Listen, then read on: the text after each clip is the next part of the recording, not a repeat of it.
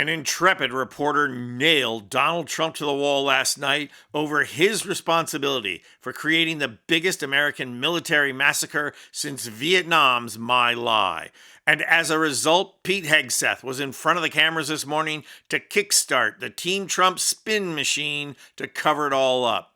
And they are moving quickly because now even Fox is admitting that the U.S. was responsible for this horrific tragedy. The most remarkable thing about this is that it just took one reporter speaking truth to power, of trying to hold Trump's feet to the fire by being armed with facts, to finally put this horrific military action front and center. I'm going to show the videos of Trump getting confronted and Hegseth trying to spin it the next morning, so keep locked in as we unpack it all. On the very first day, Trump's Operation Epic Fury, obviously named by Pete Hegseth and a bunch of Call of Duty video game addicts, 2 U.S. Tomahawk missiles hit the Shahara Tehabek Girls Elementary School in Nanab in southern Iran. And what makes this attack truly horrific is that it was a double tap attack. The second missile hit 20 to 40 minutes after the first, a strategy employed to kill responders to attacks. Investigations by the New York Times, CBC, NPR, and the BBC all confirm the attack was from a U.S. Tomahawk missile, and only the U.S. could have fired it. And still, this attack was relegated to page 6 of much of the U.S. media. Notably, it was page 1 coverage for the Vatican's daily newspaper, L'Osservatore Romano. Enter New York Times reporter Sean McCreish, who created the perfect storm to sink Trump. First of all, McCreish is white, because we all know Trump gets edgy with black reporters. And then McCreish is a guy, because we all know Trump just insults female reporters that confront him.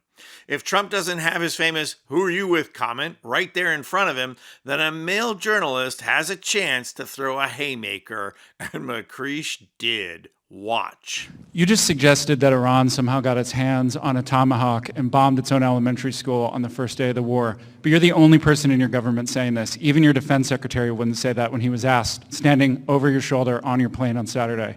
Why are you the only person saying this? Because I just don't know enough about it. I think it's something that I was told is under investigation. But Tomahawks are used by others, as you know. Numerous other nations have Tomahawks. They buy them from us. But I will certainly, whatever the report shows, I'm willing to live with that report. And that is how you nail the old fool. Trump's answer was an unmitigated disaster. The feigning ignorance, which is never a good look with someone suspected of dementia. And then the pathological lack of concern. It was one of Trump's worst moments. So bad that even Fox raked him over the coals for it. Watch. But an investigation is ongoing. What do we know about where that stands? Well, that was a bit surprising to me because basically the U.S. has Tomahawks. Tomahawks have to be fired from either submarines or from warships. The Brits and the Australians have Tomahawks, but they're not part of this conflict. And then you also have the Japanese who are in a testing phase. So it seems highly unlikely that it would be anyone's Tomahawk other than a U.S. Tomahawk that hit that school.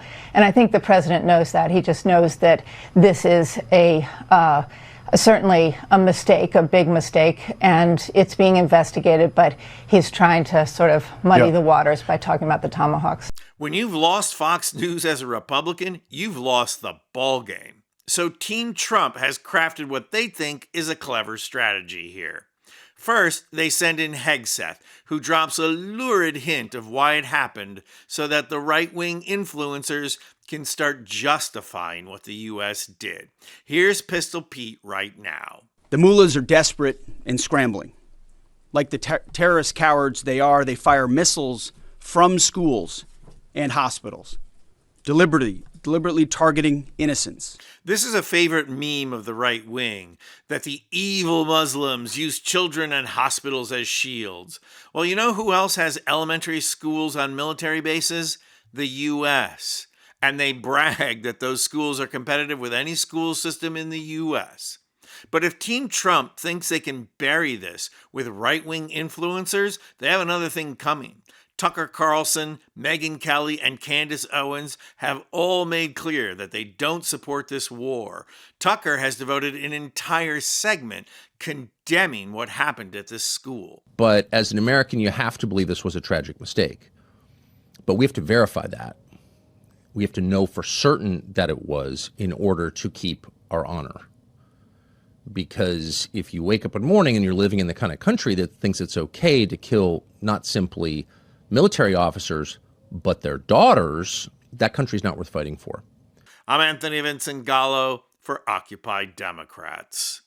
And if you like this video, please hit the like button and subscribe to our channel. You'll not only help out our channel, you'll be taking concrete action and helping get rid of Trump and the MAGA movement who ushered him in.